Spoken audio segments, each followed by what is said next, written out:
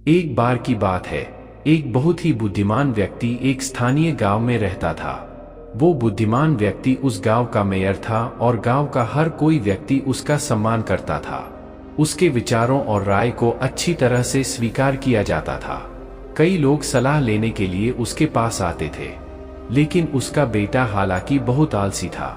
सोने और अपने दोस्तों के साथ समय बिताने में अपना समय बर्बाद करता था। किसी की भी सलाह या धमकी का उसके ऊपर कोई भी असर नहीं पड़ता था। वो बिल्कुल भी नहीं बदला और साल बीतते गए और समय के साथ साथ उस बुद्धिमान व्यक्ति की जवानी भी खत्म होती जा रही थी। जैसे जैसे वो बूढ़ा होता चला गया, वो अपने बेटे के भविष्य के बारे में सोचकर चिंतित होने लगा। फिर उसे याद आया कि उसे अपने बेटे को कुछ देना होगा ताकि भविष्य में वो अपने परिवार का ध्यान रख सके।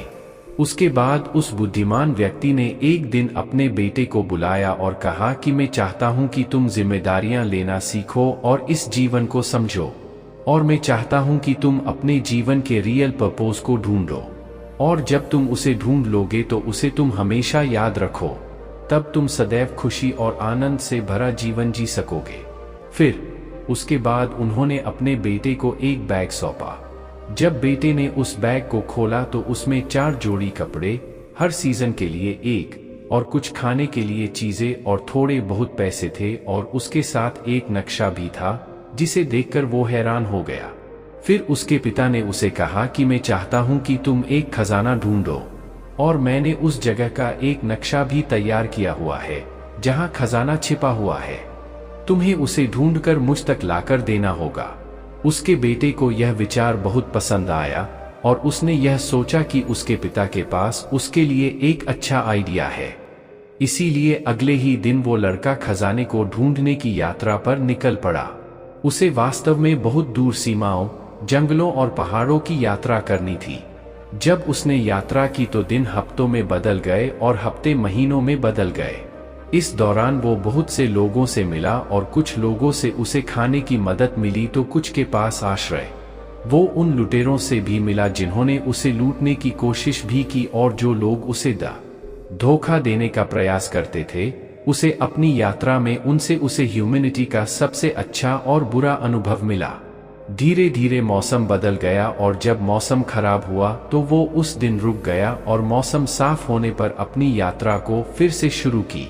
आखिरकार 12 महीनों की यात्रा करने के बाद वो अपनी उस डेस्टिनेशन पर पहुंच गया और वो एक पहाड़ की चोटी थी। नक्शे में यह दिखाया गया था कि खजाना एक सुनहरे रंग के पेड़ के नीचे रखा गया है, और जब उसे वो पेड़ दिख गया तो उसने उस पेड़ के नीचे खोदना शुरू किया। लेकिन 2 दिन खोदने के बाद भी उसे वहां पर कुछ भी नहीं मिला। तीसरे दिन वो इतना थक गया कि उसने निराश होकर उस जगह को छोड़ने का फैसला कर लिया और अपने घर वापस लौट आने का मन बना लिया। जब वो वापस अपने घर जा रहा था तब रास्ते में उसने उसी बदलती लैंडस्केप और सीजन का अनुभव किया, और इस बार हालांकि वो खिलने वाली फूलों और पेड़ों में नाचने वाली पक्षियों का आनंद लेने के लिए रुक गया। उसके साथ ही उसने केवल सूर्यास्त देखने के लिए अलग अलग स्थानों पर रुक भी गया। उसे पहाड़ की चोटी पर पहुंचने के लिए 12 महीनों का समय लगा और फिर से घर लौट में भी 12 महीनों का समय लगा। जो भोजन उसने अपने साथ रखा हुआ था वो केवल कुछ ही महीनों तक चला।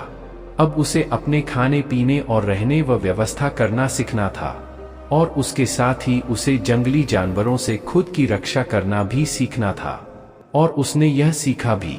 घर लौटते वक्त वो उन लोगों से मिला जिन्होंने उसे पहले मदद की हुई थी, और इस बार वो उनके साथ कुछ दिन रहा भी। और अंत में जब वो लड़का अपने घर पहुंचा तब उसे यह एहसास हुआ कि उसे घर से गए 2 साल हो गए।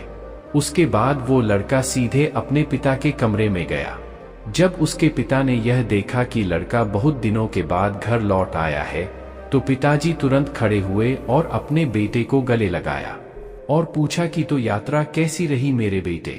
क्या तुम्हें वह खजाना मिल गया? यात्रा तो बहुत ही पैशनेट रही, लेकिन मुझे माफ कीजिएगा, मैं खजाना नहीं ढूंढ पाया क्योंकि किसी ने मेरे वहां पर पहुंचने से पहले ही खजाने को निकाल लिया।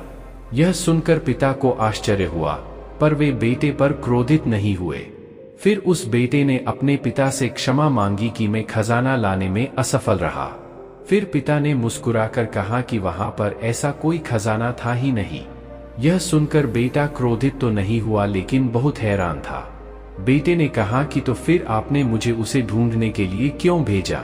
पिता ने फिर कहा कि मैं तुम्हें निश्चित रूप से बताऊंगा कि मैंने तुम्हें वहां पर क्यों भेजा, लेकिन उससे पहले तुम मुझे यह बताओ कि उस स्थान पर तुम्हारी यात्रा कैसी रही और क्या तुमने उसका आनंद लिया? फिर बेटे ने कहा कि निश्चित रूप से नहीं पिताजी, क्योंकि मेरे पास समय नहीं था और मैं चिंतित था कि कोई और व्यक्ति मुझसे पहले उस खजाने को निकाल कर ले न जाए, इसीलिए मैं उस पहाड़ की चोटी पर पहुंचने की जल्दी में था। लेकिन मैंने घर वापसी की समय में यात्रा का आनंद लिया। मैंने कई दोस्त बनाए और हर दिन चमत्कार देखा।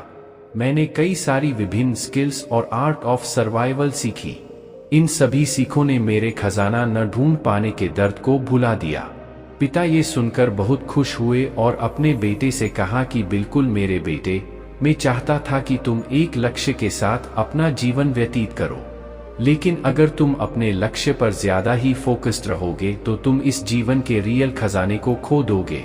सच्चाई तो यह है कि जीवन का कोई लक्ष्य नहीं है, बल्कि जीवन एक यात्रा है और वो ये चाहती है कि तुम उसको अनुभव करो। दोस्तों, बस ये याद रखो कि जब आप अपने सपनों, लक्ष्य का पीछा करते रहते हो, तब उस यात्रा का आनंद लेना बिल्कुल भी न भूलें। आप सफल भी हो सकते हैं और असफल भी हो सकते हैं, लेकिन सबसे बड़ी सीख इसकी यात्रा में है। हर दिन अच्छा होना और हर दिन दूसरों की मदद करना और हर दिन खुश रहना, यही जीवन का असली लक्ष्य होना चाहिए और कुछ मायने नहीं रखता है। यही सीख हमें इस कहानी से सीखने को मिलती है। उम्मीद है आपको आज की यह कहानी पसंद आई होगी। दोस्तों, अगर आपको यह कहानी पसंद आई होगी और आपके लिए उपयोगी साबित हुई होंगी, तो अपने दोस्तों के साथ फेसबुक और व्हाट्सएप पर शेयर करना बिल्कुल भी न भूलें। उसके साथ ही ऐसे ही इंटरेस्टिंग कहानियां देखने के लिए हमारे चैनल एस स्टोरीज को सब्सक्राइब अवश्य कीजिए। दोस्तों, आज के इस कहानी में सिर्फ इतना ही। दोस्तों, हम आपसे फिर मिलेंगे ऐसे ही एक जबरदस्त कहानी के साथ। तब तक के लिए आप जहां भी रहिए खुश रहिए और खुशियां बांटते रहिए। मिलते हैं जल्दी। धन्यवाद।